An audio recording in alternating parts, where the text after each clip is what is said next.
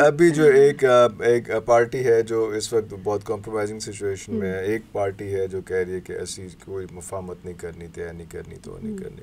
तो ये जो कॉम्प्रोमाइजिंग पोजीशन में है, जो कह रहे हैं कि हमें तो इक़्तिदार दे दिया गया है, तो वो पार्टी भी जो है वो भी एजिटेशन की साइड पे आ जाएगी, वो भी अपना पॉलिसी चेंज करेगी, क्योंकि अभी तो ये सूरत हाल तो हो गई है कि नवाज शरीफ साहब हैं, वो कह रहे हैं कि अब हम नई पॉलिसी, नया ट्रैक, नया सारा कुछ करेंगे, मैं दोबारा सदर बन गया हूँ और अब पार्टी का, और अच्छा, मैं आपको, sorry I am cutting you over here, सीधे सीधे ही हो रहे हैं ऐसे। मैं आपको बताती हूँ, ये जो उन्होंने कहा ना नई पॉलिसी हम दे रहे हैं, ये नया नया सब कुछ क्यों हो रहा है? It is because of the Jupiter. अच्छा, ये जो 25 तारीख के बाद से ही वो सारा कुछ, अब आप मेरी बात को शायद अंडरस्टैंड कर पाए। और मैं देखिए, मैंने तो कोई पॉलिटिकल बात उस तरीके से नहीं देनी कि वो व्हाट एवर, नहीं हम तो सिर्फ स्टार्स के बारे में देख रहे हैं, स्टार्स वो क्यों उन्होंने नई नई की बात की है, because of this Jupiter position. अभी वो जो पार्टी जिसको आप कह रहे हैं कि वो अंदर खुडे लाइन लगी हुई है, वो पार्टी भी अपना नया नया कुछ करेगी बिकॉज ऑफ दिस जुपिटर। और वो उसने भी यहीं से इन्हीं दिनों में शुरू किया है। शुरू हुआ वो, बेशक उसका इम्पैक्ट कुछ अर्से बाद आएगा, लेकिन वो अब इम्पैक्ट सबके कब आएंगे, वो सितंबर अक्टूबर होगा। डराई जाओ तुसी, मतलब नहीं, आई एम नॉट, देखिए मैं मेरे जैसा आवाम तो डरेगी ना यार कि पहले तो स्टेबिलिटी किसी तरह स्टेबिलिटी अभी तो इस तरीके से देखिए, स्टेबिलिटी अगर हम पाकिस्तान की बात करें तो पाकिस्तान में इकोनॉमिकल जो सिचुएशन है उसमें अपनी जगह पे जो स्टेबिलिटी बिकॉज ऑफ हमारे बाहर, क्योंकि हमारे मुल्क में तो स्टेबिलिटी हमारे अपनी वजह से थोड़ी आती है, हमें तो जो बाहर से जो आता है हमारी लाई जाती है, ठीक है, लाई जाती है, वो वाली सिचुएशन चलती रहेगी, उधर कुछ नहीं होता, उधर कुछ नहीं होता, मतलब ये डिस्टेबलाइज ही मुल्क के अपने जो अंदर के हालात है ना, वहाँ पे 19-20 इस टाइप की सिचुएशन चलती रहेगी, कभी सर्वाइवल मोड, कभी नो सर्वाइवल मोड, वो सारा कुछ इस तरह से चलता रहेगा। वो उसमें कोई अभी हमें 2025 तक जी 2025 तक या 26 तक, हाँ वो जो 2026 की हम बात करते, वैसे देखिए ना अब ये वर्ल्ड वॉर की भी बातें बहुत ज़्यादा हो रही थी, और ये सब कुछ भी तो करना है, उसमें काफ़ी लंबी बात करनी, क्योंकि हमें तो ये बताया गया कि जनाब वो तो बस शुरू हो चुकी हुई है और ऐसा ऐसा चीज़ें ट्रिगर हो रही हैं। फिर हमने ये भी देखा कि फिर शायद कभी इमरान की इन्वॉल्वमेंट हो गई, कभी यमन की इन्वॉल्वमेंट हो गई, कभी कोई हो गई, तो लग रहा था कि ट्रिगर है। तो अब आपका you have different point of view, मैं पहले इस बारे में बात कर चुका हूँ कि पॉइंट ऑफ व्यूज डिफरेंट क्यों आते हैं एस्ट्रोलॉजी में, तो आप कह रहे हैं कुछ नहीं होना है। देखिए मैं ये तो नहीं कहती कि कुछ नहीं होना है, देखिए इस तरह से अगर देखा जाए तो फिर बड़े सालों से हम सुन रहे हैं, वो तो हर साल ये आप हर साल किसी ना किसी एस्ट्रोलॉजर के मुंह से सुनेंगे, लो जी इस साल वर्ल्ड वॉर शुरू है, इस साल वर्ल्ड वॉर, ये तो आप बड़े अरसे से सुन रहे हैं। बट मेरा नहीं ख्याल है कि मैंने अपने किसी प्लेटफॉर्म पे ये बात कही हो कि जी इस साल वर्ल्ड वॉर था, नहीं है, आई डोंट थिंक सो। अभी ऐसी कोई सूरत हाल, डू फोरकास्ट कि ये जो सारा अभी तक हो रहा है इसराइल का और वहाँ का, वो स्टेबल हो जाएगा, वो आपस में ऐसे ही ये चीज़ चलती रहेगी, ऐसे तो बंदे ही मुक जाएंगे। देखिए रोज के 1000 बंदा मार रहे हैं, वो कभी बहुत ज़्यादा उसमें मैं ये नहीं कहती कि बहुत अच्छी चीज़ है, बहुत अच्छा अमल है जो ये कर रहे हैं, तो बेवकूफ़ी है जो वो लोग कर रहे हैं, और अल्लाह माफ़ करे, हम तो है ही हर तरह से जो भी मुस्लिम मुल्क होगा हम उसके साथ होंगे। लेकिन अगर आप इसको हम एक इस्लामिक पॉइंट ऑफ व्यू से भी देखें तो डेफिनेटली हमारी वो जो सिचुएशन और सर्कमस्टांसेस है जाओ उसी तरफ है, 100% उस तरफ, जंग की तरफ, वर्ल्ड वॉर की तरफ। लेकिन जब हम बात करते हैं ना कि क्या ये वही साल होगा, अच्छा नहीं वो उसमें it will take a little more amount of time, वो आप उसकी बात मैं उसकी बात कर रही, क्योंकि बहुत कुछ सालों से जो डिफरेंट अगर मैं देखूँ हर कोई कह रहा है कि जी बस यही साल है, जी बस यही साल है, बस यही साल। आई डोंट थिंक सो कि इस तरह की बात को हम फाइनल किसी उस तरह से कह सकते हैं कि जी बस यही वो साल है, बस ये शुरू हो गई, इधर के भी आ गए, इधर के भी आ गए, ये भी हो गया, वैसे भी हो गया। आई डोंट थिंक सो, क्योंकि अगर हम न्यूमरोलॉजी के पॉइंट ऑफ व्यू से देखें, ठीक है,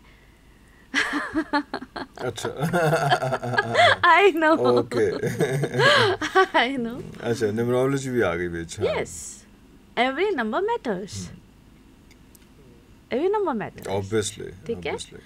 जिस तरह 2024, तो इसको आप सम अप कीजिए, प्लस कीजिए, 4 2 और 2 8, ठीक है। हर नंबर अपनी अपनी अहमियत रखता है, आपके नाम का नंबर भी अपनी अहमियत रखेगा, मेरे नाम का नंबर अपनी अहमियत रखेगा, हर नंबर की अपनी अपनी अहमियत होता है, ठीक है जी। 7 नंबर कीतू का नंबर था जो पिछला साल गुजरा है, ठीक है। कीतू साहब कौन है? अब ये बहुत इम्पोर्टेंट रोल, क्योंकि मुझे पता ना कि वैदिक एस्ट्रोलॉजी में राहु कीतु की एक अपनी अहमियत है। बहुत से लोग आपको वेस्टर्न एस्ट्रोलॉजी से रिलेटेड मिलेंगे जो आपको कहेंगे जी मंगलिक होता है, ये जी सारस्वती होती है, आपने वर्ड सुने होंगे, ठीक है। लेकिन आई कैन क्लेम कि उनको इन बातों के बारे में नहीं पता होता। I can claim that Rahu Ketu, Rahu Ketu के बारे में ये है कि ये चांद की परछाइयाँ होती हैं, कोई भी ग्रहण इनके बगैर नहीं लगता है। इसको राहु को नॉर्थ नोड कहते हैं और कीतु को साउथ नोड कहते हैं इंग्लिश में। ये चांद की परछाई होती है, ये basically they are invisible, but Rahu क्या है इसको हम सर कहते हैं, कीतु क्या है इसको हम धर कहते हैं। ओके ठीक है। अब मैं इसकी हर इतनी डिटेल में इस वक्त क्या जाऊँ, बट बेसिकली राहु क्या है, it's about taking, and Keetu क्या है, इट्स अबाउट जिसको हम कहते हैं ना कि डिटैचमेंट। ठीक है, साधु, कोई बात नहीं, he has no head, so it's about कि ठीक है मुझे कुछ नहीं पता, it's okay, nothing, it doesn't matter to me, ठीक हो गया। मैं आपको एक शॉर्टकट सी बात आपको बता दी।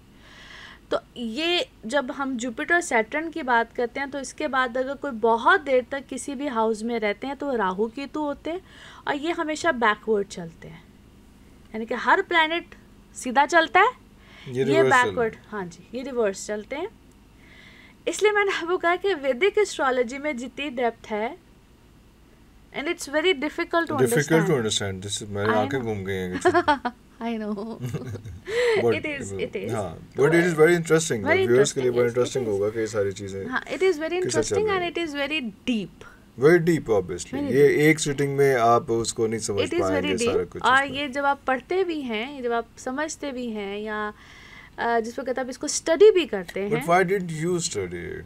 It was a passion, or you had a broken heart, and you said I need to know about myself. Broken heart होती तो मैं पोएट्री कर रही होती। नहीं, वो भी आपका जॉब तो वो भी आपका अच्छा है, लेकिन वो फिर भी वो एक ही होता है ना कि यार मैं आई वांट टू नो कि what is wrong with me, how things are not settling, but as being mostly as being a single parent, तो वो ये मसाइल भी आते हैं कि यार नहीं, आई नीड टू नो, फिर किसी से पूछने की बजाय यार मैंने आप क्यों नहीं पता चीज़। यार बड़ा आपने अच्छा सवाल किया है, एक्चुअली बड़ी एक इसमें एक इंटरेस्टिंग सा पॉइंट मेरे पास है, बिकॉज M.A. मलिक साहब का आपको पता होगा, very famous name related to palm reading and all that. मेरे नाना बू के बड़े अच्छे दोस्त, और हम मैं उनको नाना बू ही कहती थी। But you are not into palm history. Yeah, I was. Start मैंने पाम रीडिंग से लिया था, मेरे पास उनकी बड़ी किताबें हैं, उनके साइन की हुई, मेरे घर उनका बड़ा आना जाना था।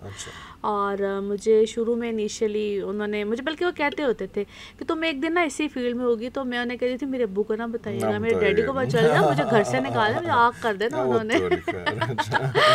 तो हंसते होते थे, कहते थे तेरे अब्बू कैसी की तैसी बैठा।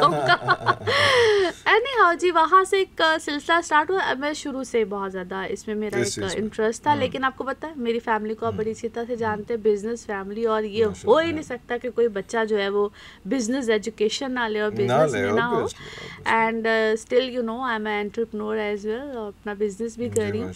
तो फिर हुआ ये कि चूँकि लाइफ में एक बड़ा अजीब सा ट्विस्ट आया, और मेरी कुछ पर्सनल लाइफ में ऐसे मामलात हुए, तो फिर जी मैं कोई लाहौर दा एस्ट्रोलॉजर नहीं छड़िया। This is what I'm talking about.